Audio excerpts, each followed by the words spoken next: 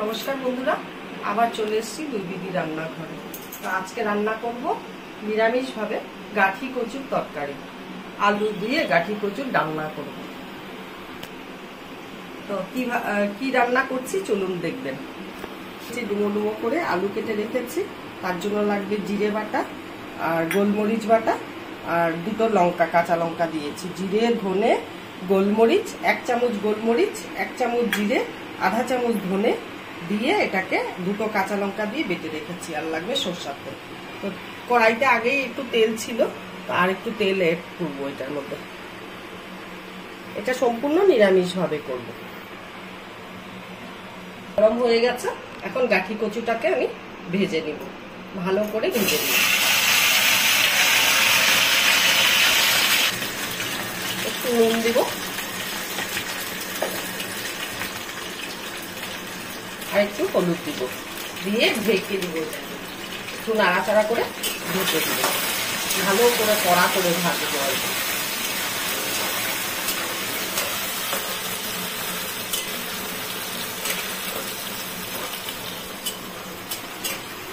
এখন 5 মিনিটের জন্য আমি ঢেকে রাখবো। গ্যাসটা কমিয়ে দিয়ে ঢেকে রাখবো। এখন ঢাকাটা খুলবো।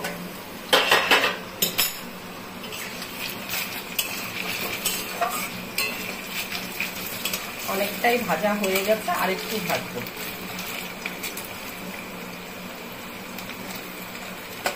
এই কচুটা একটু লোদ লোদ হয়, তো আমি সিদ্ধ করে নেইনি, আমি এমনি নুন দিয়ে হলুদ দিয়ে ভাজছি।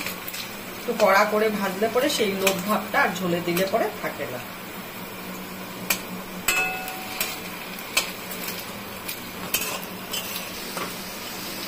আমার কচুগুলো ভাজা হয়ে গেছে, এখন আমি তুলে নিব। এটা কিন্তু মাছ দিয়েও ভালো লাগে, চিংড়ি মাছ দিয়েও ভালো লাগে, ইলিশ মাছের মাথা দিয়েও ভালো লাগে, আবার নিরামিষও ভালো লাগে। দুটো শুকনো লঙ্কা দিলাম ফোড়নে, তেজপাতা দিলাম আর একটু গোটা জিরা দিলাম।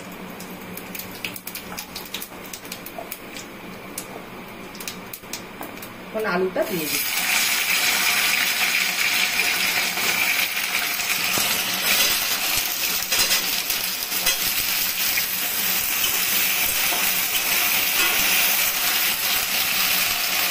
আলুটা প্রায় ভাজা হয়ে গেছে, এই অবস্থায় আমি নুন দিচ্ছি। যার যার বাড়ির স্বাদ অনুসারে নুনটা আপনারা দিবেন।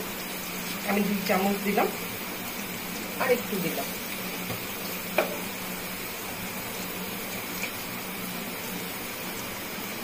আর দিচ্ছি হলুদ।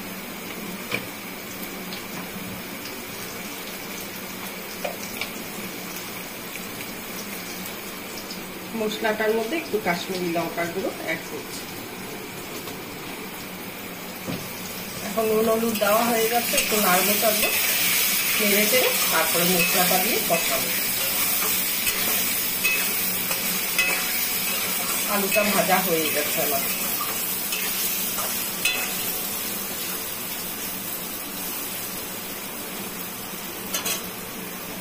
মশলাটা দিচ্ছি।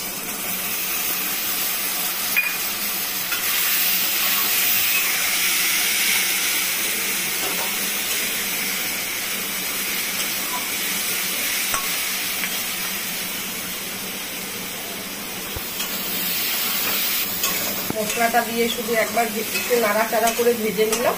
এখন মশলা ধোয়া বাটিটা দিয়ে একটু জল দিব, দিয়ে ভালো করে কষাবো। এই যে এতটা জল দিলাম, দিয়ে এখন কষাবো। এখন একটু ঢাকা দিয়ে দিব, তাহলে আলুটা সেদ্ধ হবে ভালো করে।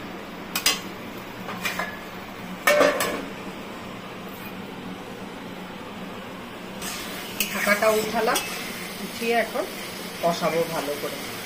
এখন গ্যাসটা বাড়িয়ে দিয়ে কষাবো। আলু পুরো সেদ্ধ হয়ে গেছে, এখন কচুটা দেবো। গাঠি কচু তো গলায় ধরে না, আর যদিও কারো মনে সন্দেহ থাকে ধরতে পারে, সেদ্ধ করে নেবেন।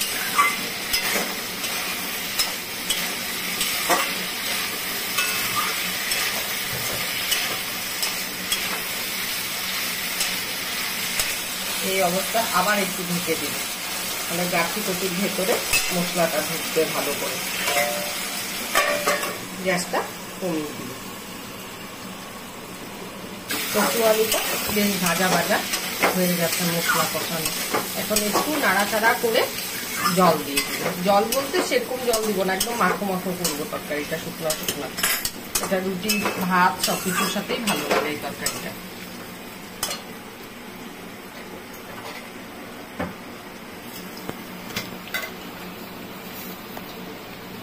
এখন চিনি দিচ্ছি 1 চামচ।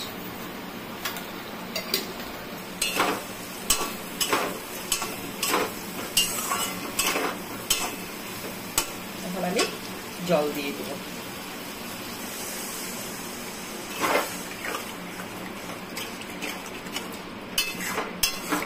এইটুকুই ঝোল দিব, আর দেবো না, কেন আলু কচু সব সেদ্ধ হয়ে গেছে। এখন একটু ফুটবে, ফোটার পরে ঘি গরম মশলা দিয়ে নামিয়ে নিব। গ্যাসটা এখন বাড়িয়ে দিয়েছি, যেহেতু ঝোলটা ফুটবে ভালো করে। দেখুন একদম কচুও একদম সেদ্ধ হয়ে গেছে, আর আলু তো ভেঙেই যাচ্ছে।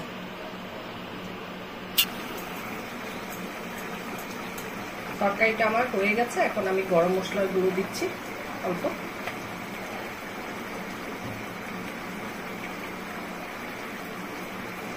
একটু ঘি দিলাম।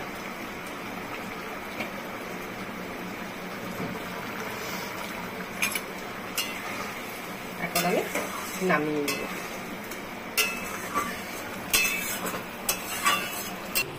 কেমন লাগলো বলবেন কমেন্ট করে। রেসিপিটা সবাই করে, গাঠি কচু আলুর তরকারি, আজকে নিরামিষভাবে করলাম। লাগলো কমেন্ট করে বলবেন, আর ফেসবুক থেকে দেখলে লাইক কমেন্ট শেয়ার করবেন, আর যদি ইউটিউব থেকে দেখেন তাহলে সাবস্ক্রাইব করবেন, আর পাশে দেওয়া বেল আইকনটা প্রেস করবেন। তো আজকের জন্য ভিডিওটা এখানেই শেষ। আগামীকাল দেখা হচ্ছে নতুন ভিডিও নিয়ে। টাটা।